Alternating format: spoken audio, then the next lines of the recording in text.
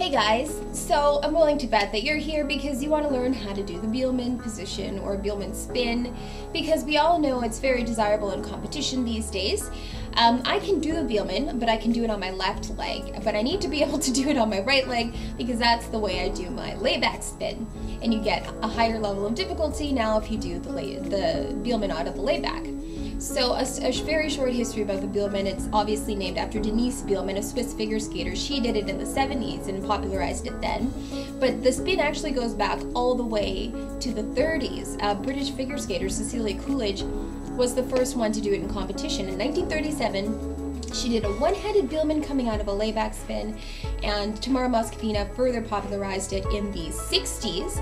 And then Denise Biellmann, fast forward to the 90s, Irina Sudskaya, one of my all-time favorites. I love her.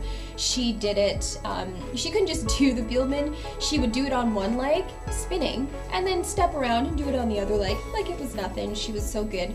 I encourage you to YouTube all of those skaters if you have the chance. So why is the Biellmann, what makes a Biellmann good? Why can you do a Biellmann spin? So I went through the motions and I was like, why can't I do this?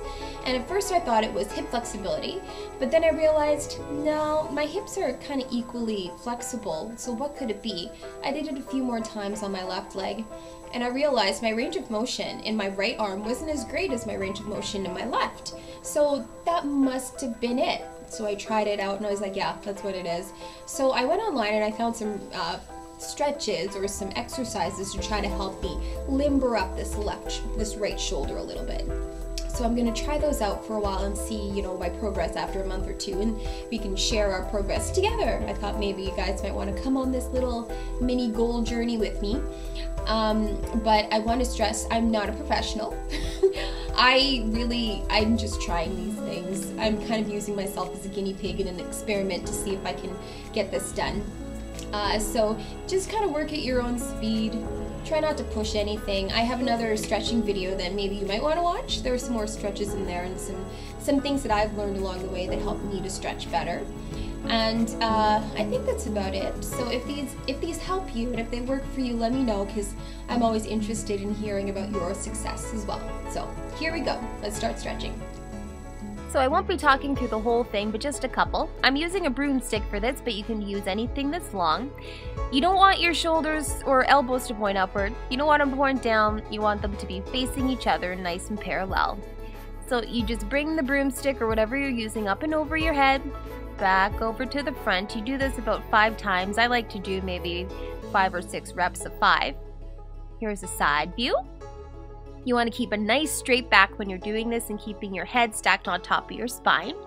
So this is how you improve your range of motion. You kind of walk your arms in every time. And this, eventually you'll get to your point where you just can't go back any further. This is mine. But over time, maybe you will be able to. So this is actually a yoga pose. I learned this in hot yoga some time ago. And the point of this, you'll see here in the side view, is you want to keep your arms parallel to the ground. You don't want them to be slanting upwards or down, and really you want to be pushing outward, because that's how you'll end up getting the stretch.